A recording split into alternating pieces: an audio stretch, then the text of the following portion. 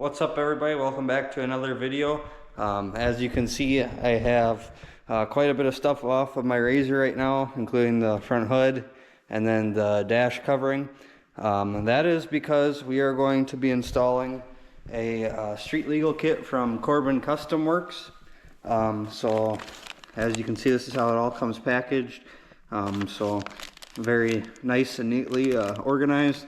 They have clear instructions on what each bag is for.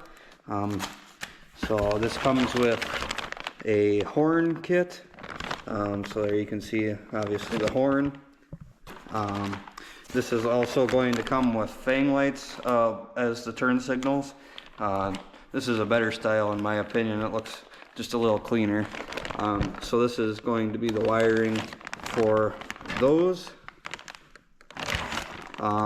This is also one of the few kits out there that has hazard lights included into the turn signals. So it'll also come with a license plate light bracket. That's also a requirement to be street legal. And then in this other box down here is actually going to be the replacement fang lights. Because the stock ones don't have the turn signal bulbs in them, and actually some models are just plastic like this and don't have any actual light in the fang light themselves. So we are going to go ahead and get started on this. Should be a fairly easy install. Everything's plug and play. The hardest part will just be routing the wiring from the front to the back so that we get the rear taillights to be the blinkers as well. Alright, so the first thing that I'm going to do, you can do these in however order you would like, it really doesn't matter. But I am going to take these plastic coverings off and then install the new fang lights in there. So I'm not sure how well you guys can see, but right here, and then there's one in the middle there, and then there's one lower. Those are going to be 11mm nuts. They're just on like plastic threads, so don't get too crazy when you're loosening these. And then we're going to go ahead and take these off of both sides, and then we will go ahead and put the new actual lights in their spot. So as you can see, I got both fang light turn signals in. Like I said, be careful removing the original nuts as we reuse them for these ones. And then be careful when you go to tighten them down, because it's only plastic threads. So don't go too crazy tight or you might break them. Make sure you feed your wires in, obviously. And then we can move on to our next part of the kit. Alright, so I went ahead and opened up the first piece of wiring. This is very nice. They put wire loom around the whole thing, so nothing's going to get in there. They also have very clear labels telling you where it needs to go. It's also got a fuse put in line. But I went ahead and connected them. They said right side, left side. And then I went ahead and went through that little hole right there on each side. And now I'm going to go ahead and put the rocker switches in. And then follow the steps in the manual. Alright, so I went ahead and got them routed back through the firewall grommet. As you can see, there's a little piece of tape there that says stop. That's when you know to stop pulling it through. So next step, it says to take off the tunnel here. So there's 3 T40 bolts and then a couple push pins. And then we're going to go ahead and route the rest of this wire back through on the clutch cover side of the engine, and then up to the taillights. So that's what we're going to do now. Alright, so as you can see, I went ahead and fished the wire loom through the center tunnel.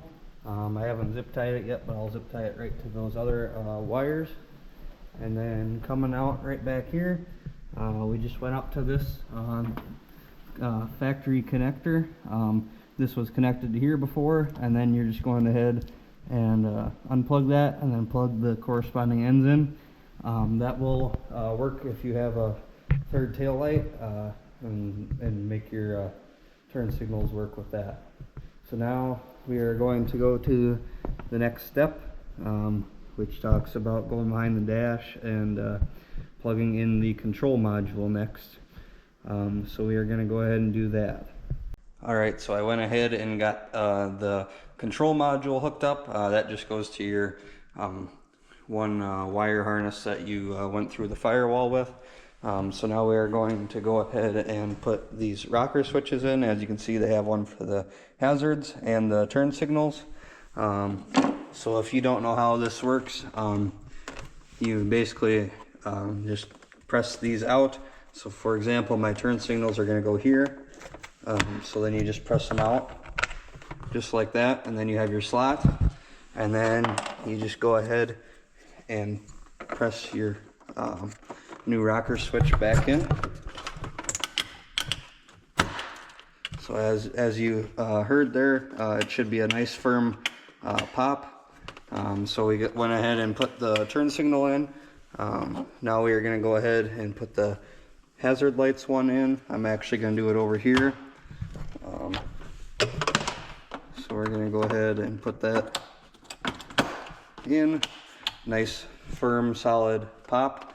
And now we're going to go ahead and connect the other part of the wire harness to them. It's really nice. They include some dielectric grease, so we went ahead and put that on there.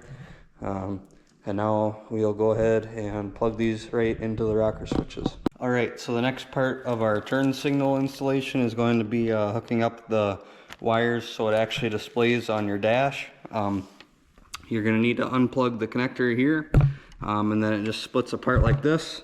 And then it probably won't show up on camera, but it shows numbers of the pin locations. And then there's those blue little plastic pieces that are stuck in there. We're going to head and pry them out of 6 and 7. And then we are going to go ahead and put the wires in the correct spots. Alright, so next I went ahead and did the horn kit. So they say feed your wire through the grommet. So I went ahead and did that, and then they tell you to mount the horn right here. That's a pretty clever spot. All the other ones kind of get jammed in here, except for I have some winch wiring under there, so it's a pretty tight fit for me, but I think that's pretty clever. So I'm going to go ahead and plug in the 2 spades on the winch, and then I will go ahead and wire these to the bus bar there, and then after that I will go ahead and put the rocker switch in and hook up the harness. So this horn kit's pretty simple, pretty easy. They make everything nice and compact, so you don't have wires running all over the place. So alright, so I have the horn fully installed now. Doesn't matter which terminal you go to on these 2 wires. And then I fed it through the firewall, and then up into the rocker switch. Your orange wire goes to your accessory, black to ground, red to power. And as you can see, the horn works and it's pretty loud. So there you go. Alright, so next I went ahead and put the license plate mount and light in. As you can see, you need to drill 2 holes right there, and then this is the light. You install that in, and then I haven't drawn the wires yet, but they just go up into here, and then they supply a pigtail, so you're going to go ahead and plug that into the tail light, and then plug it into the other factory part of the harness. And then this part will be your power for your actual light.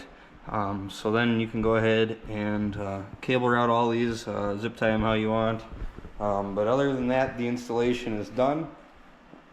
So thank you for watching this video. If you want to get a kit for any machine that you might have, I will have the link in the description, and go check out CorbinCustomWorks. And thank you for them for sending this out. Make sure you like and subscribe, and catch us on the next video.